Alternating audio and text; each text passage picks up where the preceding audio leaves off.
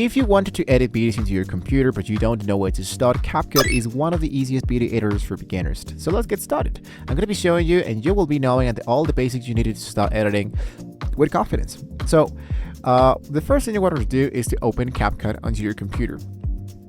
If you don't have CapCut, you can go directly into CapCut.com. Inside here, it will be telling you that you need to download the actual application in order to get started. In my case, what I'm going to be doing here is to choose the element that says download. And inside here, there's two options of how you can download it. You can go for Windows, you can go from the App Store, or you can just go directly into your browser. Once the installation has now been correctly opened, install it, you're going to click into the actual install. It will be popping up this new banner where CapCut will be making the actual installation inside your computer. You can use CapCut online, but I can strongly suggest to you that in order to make this process really fast, you want to go inside the actual application, so there won't be bugs, there won't be any troubles though, less troubles, and you can be working as fast as you can possibly can. So just wait till the installation has not been correctly finished and we can now come back. When the program launches, you will see the home screen with different templates, recent projects and editing options. What I don't like a lot about CapCut is that there's a lot of things in here, and if you're a beginner, you don't know where to click to start editing your own stuff. So to start editing, just click into this huge blue button that says create your project. I'm going to be changing the actual configuration of my application to make this appear into English. So let's go for save, reload, and there you go. Usually CapCut will be right away appearing in no problem. Now, once again, to start editing, just click into this huge element that says create the actual project. Inside a new editing window will open, and it is where you spend most of your time. So at first, the interface may look a little busy, but don't worry. Once you understand the main sections, everything becomes much easier. Even you have this actual yellow elements where we're telling you where is everything. For example, here we can generate images and videos to enrich your story with the AI media. Click OK, and well, at the bottom you will find the timeline, where is the heart of the editing process. Every video, image, sound, effect, text elements, everything can appear directly inside here. Into the center, you see like the preview windows. This lets you watch your video as you edit. Now, into the right side, you'll see the settings that can change depending on what you're editing. So let's import your first video. If you click into the element that says import, it will be showing you the actual new file explorer, where you can just choose one element and you can start downloading this. So to make this a quick easily demonstration, I'm going to be choosing just an actual image like this. I go for open, and here's my actual inputs. You can select one file or multiple files at the same time. Once imported, your files will appear inside the media library. So to start editing, just simply drag the file from the media library down to the timeline. The moment you do this, you'll officially have your first video project. So the timeline is where almost everything happens. You can think of it as a visual representation of your video from the beginning to the end. The left side is the start, the right section is the end. So if you drag the white playhead across the timeline, the preview window updates instantly so you can see exactly what happens into any point of the actual video. If I choose, for example, like a cover, this is how it should be looking, the actual cover of my actual file. CapCut, every time you sign in, it will be asking you to sign in order to have, first of all, an actual account, and of course to pay for an actual plan here directly into CapCut. If you don't want to, you can just click into the X element, but I will be telling you that it will be asking you pretty much anytime. So to trim the clip, just click it once and you will see handles appear at the beginning and the end. Simply drag the edges in while to shorten then the clip bit, or just type, for example, the S or B to make the actual cut. You can know a little bit more about the shortcuts when you click into this element. It says select, A for select, B for split, this one for select left word, this one for select right word. So it's quick, easy, and completely non-destructive, right?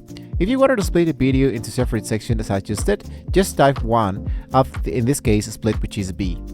Now, the clip will instantly spill into two separate pieces. This is incredibly useful when removing mistakes or rearranging part of the video.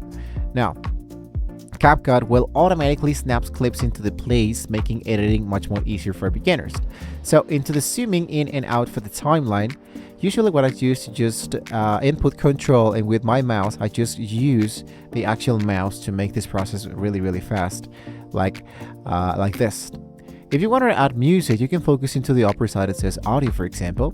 If you don't have music, you can have music from the trending, blogging, or even go for the element that says copyright free. And in this case, for example, let's say that I add one song that I would like to add. Let's go for trending, for example, this one. I look out for one that is for free. Usually what I do is to go for the filter, go for commercial, and there we go. Now, what I just need to do is to choose one song that is for free and that is not available. In this case, for example, I add this song. If I wanted to check out in this case, for example, the actual copyright, just click into copyright, go for check, and let's see if everything is working great. In this case, it says that my video can be posted into TikTok with no copyright problems. Now, depending on your version of the CapCut, you'll see different categories like music, sound effects, and trending sounds. So you can do much more. For example, here's something that many beginners miss, which is the background music should support your video, not overpower it. So if viewers struggle to hear your voice because the music is too loud, what you need to do is just to go into the right section, basic, volume, and I can make the volume of my music a little bit lower, like this. So that means that I can now focus for my actual video. So you can add more, for example, like a text. You will see options for basic text. There are some templates. You can choose any style you liked and drag it into the actual timeline. If you see this icon of diamond, that means that there's a lot of elements that are only available if you are pro.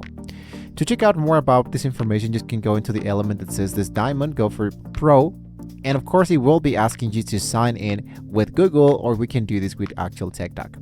So if you want the more transitions, for example, you can go into this element that says transitions.